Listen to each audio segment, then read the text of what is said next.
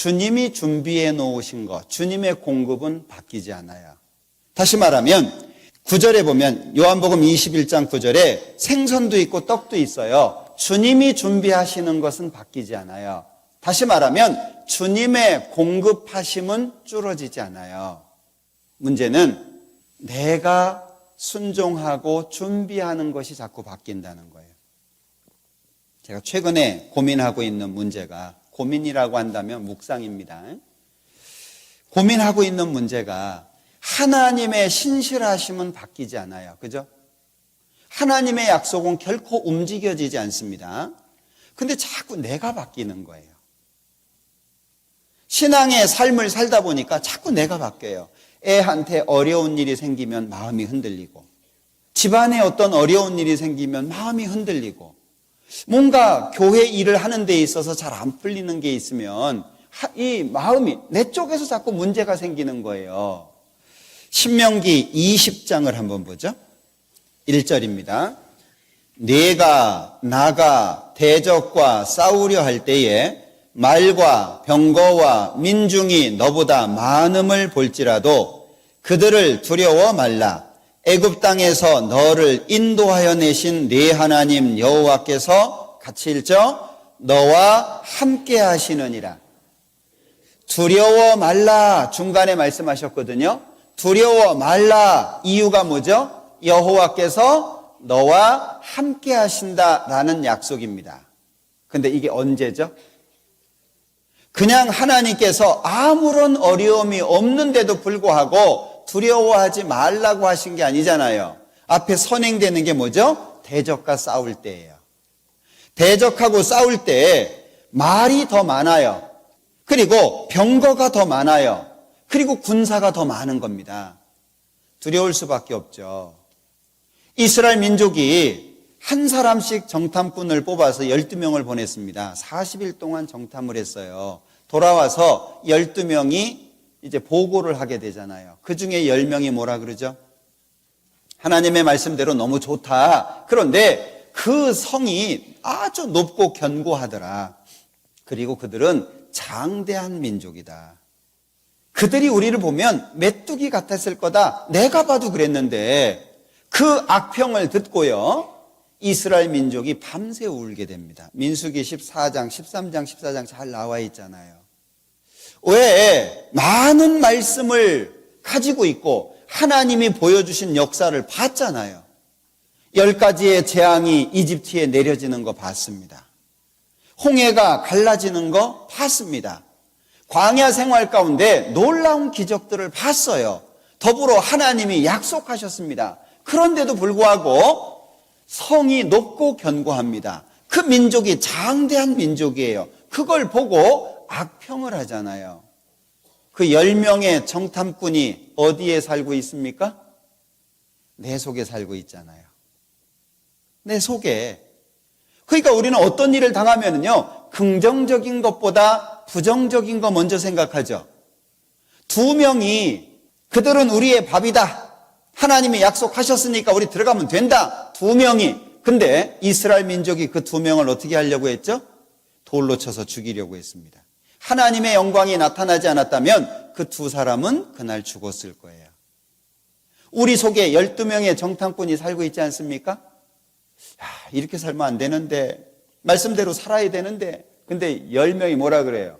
야, 그럴 시간 어딨냐? 늘 싸우잖아요. 그죠?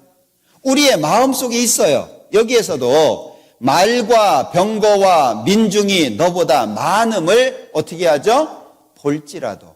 현실이잖아요. 그냥 교회 안에서 듣는 말씀이 아니라 삶 속에 경험되는 말씀이잖아요. 우리가 삶을 살아갈 때 말이 많은 상황 당하죠? 불신자들 가운데에서 혼자 믿음을 가진 사람으로서 놀림당하기도 하죠. 직장에서 좋지 않은 대우를 받기도 하죠. 가족들에게 버려지기도 하죠. 실제 많은 어려움 속에 있습니다. 그런데 우리가 기억해야 될 게 뭐죠? 여호와께서 너와 함께 하신다. 자, 그런데 여기 이스라엘 백성들이 전쟁터에 가잖아요. 그러면 3절에 이런 얘기를 먼저 하라는 거예요. 놀라지도 말고 또는 두려워하지도 말고 마음에 겁내지도 말고 그러면서 5절에 중간에 집을 새로 지었는데 낙성식 못했냐? 돌아가라.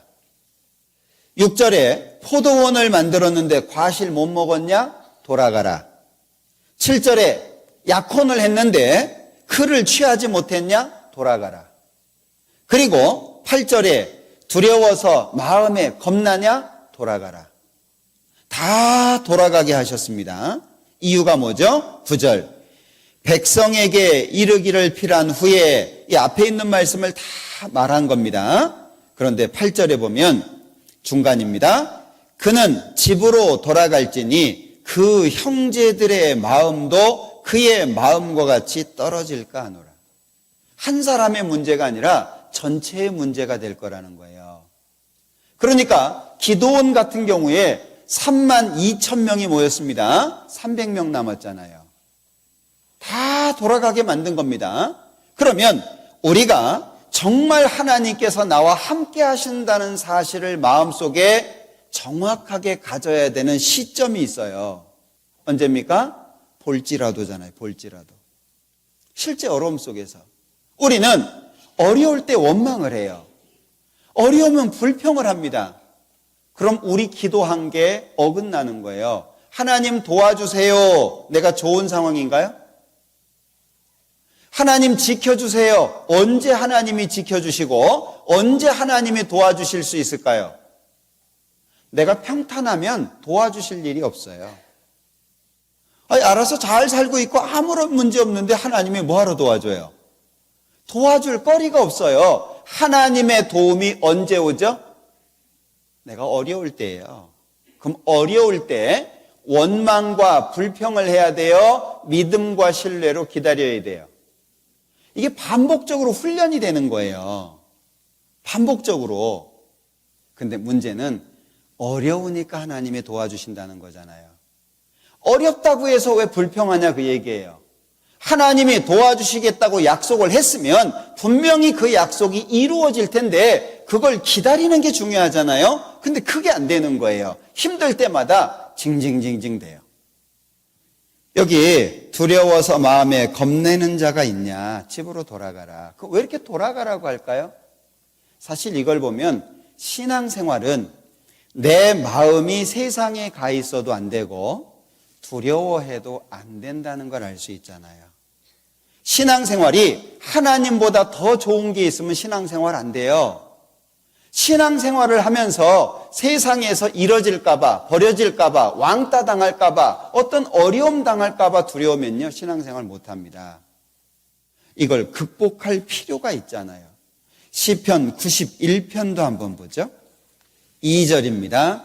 내가 여호와를 가리켜 말하기를 저는 나의 피난처요 나의 요새요 나의 의뢰하는 하나님이라 하리니.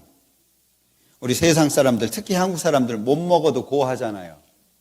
갈 때까지 가보자 그러잖아요. 구원받은 사람들이 가져야 될 마음 아닐까요? 하나님이 약속하셨으니까 끝까지 가보자. 그 마음이 구원받은 사람들 마음속에 있어야 되지 않을까요? 조금 어려움이 생기면 자꾸 피할 생각을 합니다. 성경에는 분명히 지켜주시겠다고, 함께 하시겠다고, 나의 의로운 오른손으로 붙들어 주겠다고 약속을 하셨는데 그 약속이 어려움이라고 하는 상황 속에서 기억이 안 되는 거예요. 하나님은 약속하신 것을 반드시 지키십니다. 여기 시편 91편 1절에 보면 지존자의 은밀한 곳에 거하는 자는 전능하신 자의 그늘 아래 거하리로다.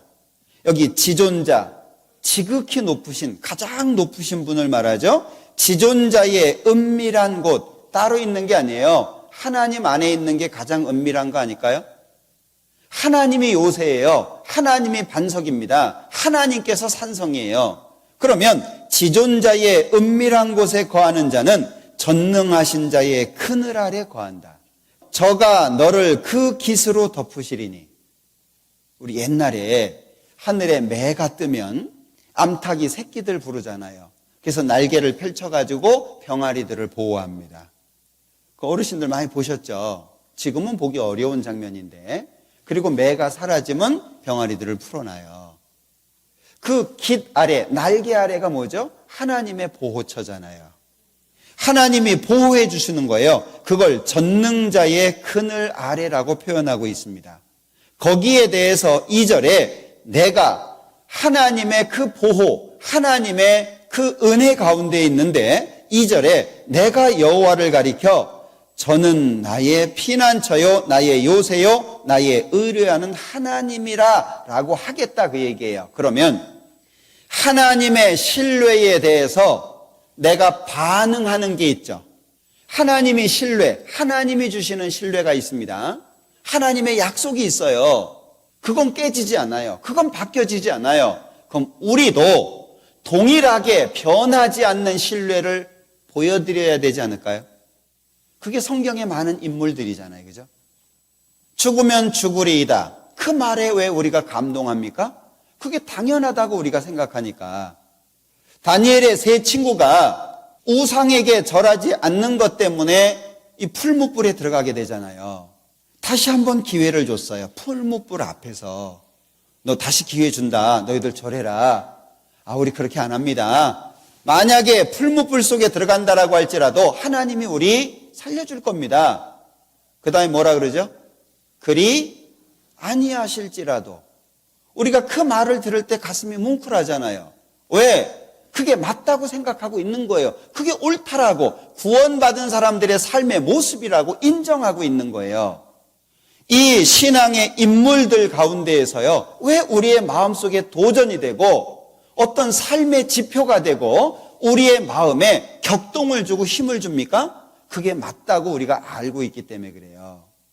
반복적으로 비록 넘어질지라도 일어나서 실패할지라도 다시 도전해가지고 우리의 변치 않는 신뢰를 주님을 향해서 보여줘야 되지 않겠냐.